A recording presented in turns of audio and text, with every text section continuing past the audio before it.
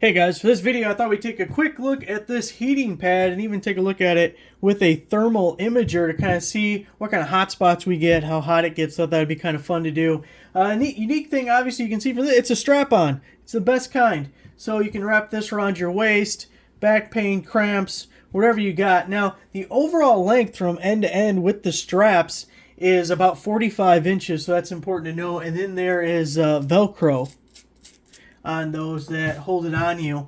And then the heating pad itself, you can feel the element, especially on this other side here, basically goes from end to end and top to bottom. So, you know, a rough idea of that is about 20 inches by about 8 inches for the heating pad surface. Now this guy is washable because, as you can see, I took the power cord off because it's easier to show it to you that way. But you just unplug it there, and then you can wash this guy to keep it nice and clean. Now for the controller portion, upside down, we have the button here. We have warm, low, medium, and high. And there's also an auto shut off after 2 hours. So if you fall asleep with it on, or if you just walk away and forget, it'll turn off after 2 hours. And then this end, of course, right here is nice and easy. You just clip it on to this and boom, you are all ready to go. So I want to plug it in, get it turned on, so we can kind of get a general idea of how long it takes to heat up and how hot it gets. Now it's definitely going to be hotter when you have it on because you're going to have it strapped to you, and your own body warmth is going to hold in the heat and stuff. Here, there's nothing holding it. It's just kind of dissipate into the air. So it's not going to be as hot, but it's still fun to look at. And we'll be able to see on this thermal imager if there's like cold spots or if it's pretty uniform across the whole thing. So I'm going to go ahead and turn it all the way up to high, as you can see there. And the inside here is going to be the hot zone, so we're going to flip this guy over. Try to get everything situated a little bit. Probably better if I bring you guys up. Well, this thing is doing its warming thing. We may have to reposition things a little bit. So this will show us the hottest portion in the field of view, and then it'll also, where the little crosshairs are, show us exactly what the temperature is where we are aiming. So you can see, there it is. You can see our elements. You can see the coils of it, how they go up and down, and here we're hotter in the bottom left corner. And then we got another hot spot over to the right here. Now I'm hoping as this warms up, it's going to fill out more evenly. Let's see. So the hottest point right now is getting to about 97, 98, up to 99 degrees. Over 100 degrees now. We still got a cold spot right in here. And cold spots right in here, and it gets hotter again on this side.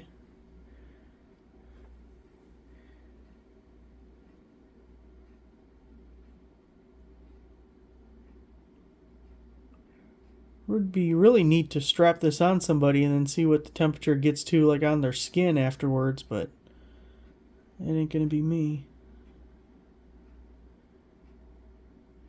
So up to 113 I saw there. 114. Definitely looks like the ends are hotter. Looks like it's getting hotter on these ends and staying cooler in the center. And you know, even just feeling it, that feels accurate. You can tell it's definitely hotter on these ends.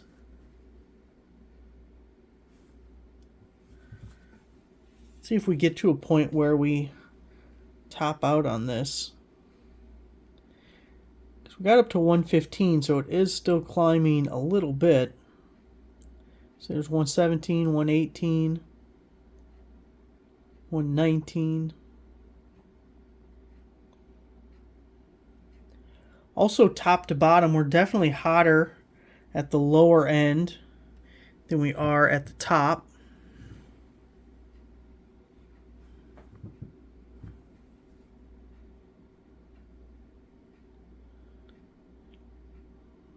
Up to 124, so we're still climbing. And you can see how this one's evened out pretty good. If you're looking at the crosshair thing, from right about there all the way over here, at least in this straight line, not so much up and down, but all the way to over there, we're pretty close to the same.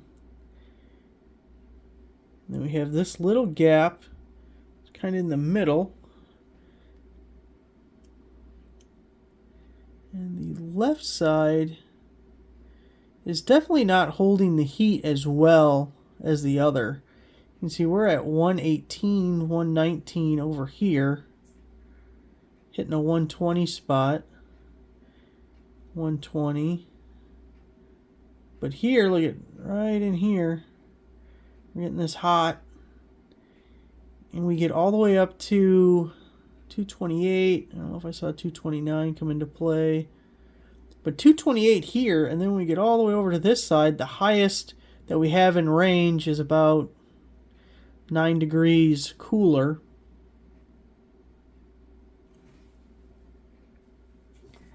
We're still on high.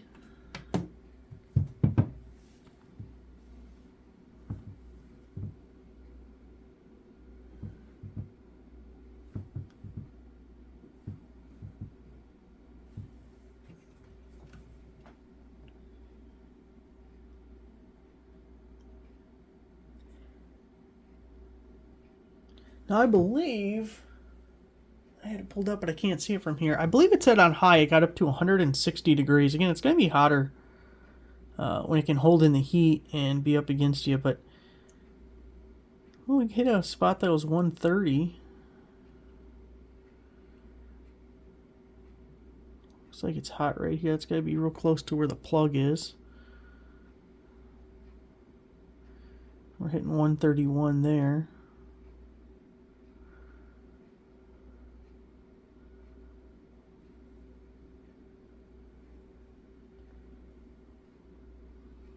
I thought I should have grabbed a box to see the wattage that it's pulling. Usually a little heating pad like this actually doesn't use up that much power. Uh-oh. We took too long. I thought we were done. I guess the auto shut off on this is quicker than the auto shut off on the heating pad. Alright, it's got to recalibrate for a second.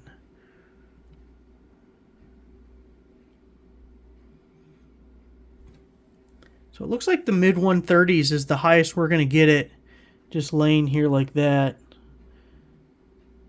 And this other side's actually catching up, because if you see, we are getting at least 128, 129 in spots. So it's not really that big of a difference.